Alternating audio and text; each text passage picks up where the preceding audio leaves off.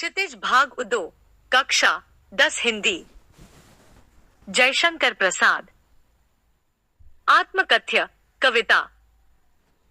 जयशंकर प्रसाद का जन्म सन 1889 में वाराणसी में हुआ। काशी के प्रसिद्ध क्वींस कॉलेज में वे पढ़ने गए, परंतु स्थितियां अनुकूल न होने के कारण 8वीं से आगे नहीं पढ़ पाए। बाद में घर पर ही संस्कृत, हिंदी, फारसी का अध्ययन किया। छायावादी काव्य प्रवृत्ति के प्रमुख कवियों में से एक जयशंकर प्रसाद का सन 1937 में निधन हो गया। उनकी प्रमुख काव्य कृतियां हैं चित्राधार, कानन कुसुम, झरना, आंसू, लहर और कामायनी। आधुनिक हिंदी की श्रेष्ठतम काव्यकृति मानी जाने वाली कामायनी पर उन्हें मंगला प्रसाद पारितोषिक दिया गया। वे कवि के साथ साथ सफल गद्यकार भी थे। अजातशत्रु, चंद्रगुप्त, स्कंदगुप्त और ध्रुवस्वामिनी उनके नाटक हैं, तो कंकाल, तितली और इरावती उपन्यास। आकाशदीप, आंधी और इंद्रजाल उनके कहानी संग्रह हैं। प्रसाद का साहित्य जीवन की कोमलता, माधुर्य, शक्ति और ओज का साहित्य माना जाता है। छायावादी कविता की अतिशय काल्पनिकता, सौंदर्य का सूक्ष्म चित्रण, प्रकृति प्रेम, देश प्रेम और शैली की लाक्षणिकता उनकी कविता की प्रमुख विशेषताएं हैं।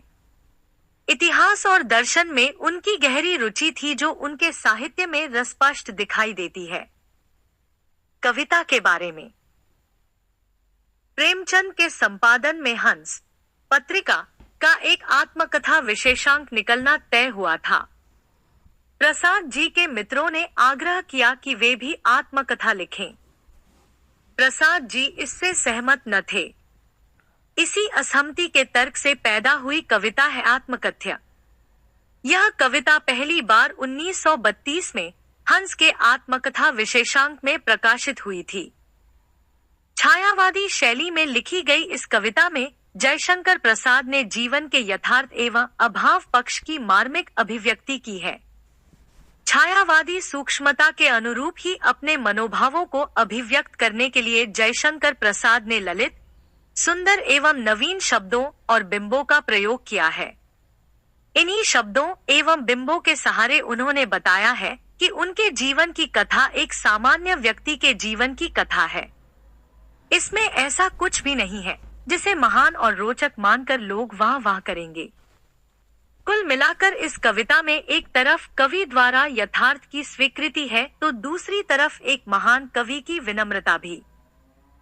आत्मकथ्य क्षितिज भाग 2। मधुप गुनगुनाकर कह जाता कौन कहानी अपनी, या मुरझाकर गिर रही पत्तियां देखो कितनी आज घनी। इस गंभीर अनंत नीलिमा में असंख्य जीवन इतिहास। यह लोग करते ही रहते हैं अपने व्यंग्य मलिन उपहास। तब भी कहते होकर डालो दुर्बलता अपनी बीती। तुम सुनकर सुख पाओगे, देखोगे यह गागर रीति। अर्थ, इस कविता में कवि ने अपनी आत्मकथा न लिखने के कारणों को बताया है। कवि कहते हैं कि प्रत्येक व्यक्ति का मन रूपी भौंरा प्रेम गीत गाता हुआ अपनी कहानी सुना रहा है। झरते पत्तियों की ओर इशारा करते हुए कवि कहते हैं कि आज असंख्य पत्तियां मुरझाकर गिर रही हैं, यानी उनकी जीवन लीला समाप्त हो रही है। इस प्रकार अंतहीन नील आकाश के नीचे हर पल अनगिनत जीवन का इतिहास बन और बिगड़ रहा है। इस माध्यम से कवि कह रहे हैं कि इस संसार में हर कुछ चंचल है, कुछ भी स्थिर नहीं है। यहाँ प्रत्येक व्यक्ति एक दूसरे के मजाक बनाने में लगे हैं। हर किसी को दूसरे में कमी नजर आती है। अपनी कमी कोई नहीं कहता, यह जानते हुए भी तुम मेरी आत्मकथा जानना चाहते हो। कवि कहता है कि यदि वह उन पर बीती हुई कहानी वह सुनाते हैं तो लोगों को उससे आनंद तो मिलेगा, परंतु साथ ही वे यह भी देखेंगे कि कवि का जीवन सुख और प्रसन्नता से बिल्कुल ही खाली है। किंतु कहीं ऐसा न हो कि तुम ही खाली करने वाले। अपने को समझो, मेरा रस ले अपनी भरने वाले। यह विडंबना। अरी सरलते हंसी तेरी उड़ाऊं मैं, भूले अपनी या प्रवंचना औरों की दिखलाऊं मैं। उज्जवल गाथा कैसे गाओ, मधुर चांदनी रातों की, अरे खिलखिलाकर हंसने वाली उन बातों की। मिला कहाँ वह सुख जिसका मैं स्वप्न देकर जाग गया, आलिंगन में आते आते मुस्किया कर जो भाग गया। कवि कहते हैं कि उनका जीवन स्वप्न के समान एक छलावा रहा है। जीवन में जो कुछ वो पाना चाहते हैं वह सब उनके पास आकर भी दूर हो गया। यह उनके जीवन की विडंबना है। वे अपनी इन कमजोरियों का बखान कर जघनसाई नहीं करा सकते। वे अपने छले जाने की कहानी नहीं सुनाना चाहता। जिस प्रकार सपने में व्यक्ति को अपने मन की इच्छित वस्तु मिल जाने से वह प्रसन्न हो जाता है, उसी प्रकार कवि के जीवन में भी एक बार प्रेम आया था, परंतु वह स्वप्न की भांति टूट गया। उनकी सारी आकांक्षाएं महज मिथ्या बनकर रह गई, चूंकि वह सुख का स्पर्श पाते पाते वंचित रह गए। इसलिए कवि कहते हैं कि यदि तुम मेरे अनुभवों के सार से अपने जीवन का घड़ा भरने जा रहे हो तो मैं अपनी उज्जवल जीवन गाथा कैसे सुना सकता हूँ, जिसके अरुणक पोलों की मतवाली सुंदर छाया में अनुरागिनी उषा लेती थी निज सुहाग मधुमाया में। उसकी स्मृति पाथे बनी है थके पथिक की पंथा की, सीवन को उधेड़ कर देखोगे क्यों मेरी कंथा की। छोटे से जीवन की कैसे बड़े कथाएं आज कहूं, क्या यह अच्छा नहीं कि औरों की सुनता मैं मौन रहूं। सुनकर क्या तुम भला करोगे मेरी भोली आत्मकथा, अभी समय भी नहीं थकी सोई है मेरी मौन व्यथा। अर्थहीन पंक्तियों में कवि अपने सुंदर सपनों का उल्लेख करते हुए कहते हैं कि उनके जीवन में कुछ सुखद पल आए जिनके सहारे वे वर्तमान जीवन बिता रहे हैं।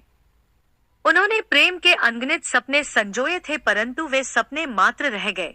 वास्तविक जीवन में उन्हें कुछ ना मिल सका। कवि अपने प्रेयसी के सुंदर लाल गालों का वर्णन करते हुए कहते हैं कि मानो भोर अपनी लाली उनकी प्रेयसी के गालों की लाली से प्राप्त करती है, परंतु अब ऐसे रूपसी की छवि अब उनका सहारा बनकर रह गई है, क्योंकि वास्तविक जीवन वे क्षण कवि को मिलने से पहले ही छिटक कर दूर चले गए। इसलिए कवि कहते हैं कि मेरे जीवन की कथा को जानकर तुम क्या करोगे। अपने जीवन को वे छोटा समझकर अपनी कहानी नहीं सुनाना चाहते। इसमें कवि की सादगी और विनय का स्पष्ट प्रमाण मिलता है। वे दूसरों के जीवन की कथाओं को सुनने और जानने में ही अपनी भलाई समझते हैं। वे कहते हैं कि अभी उनके जीवन की कहानी सुनाने का वक्त नहीं आया है। मेरे अतीतों को मत कुरे दो, उन्हें मौन रहने दो। कठिन शब्दों के अर्थ।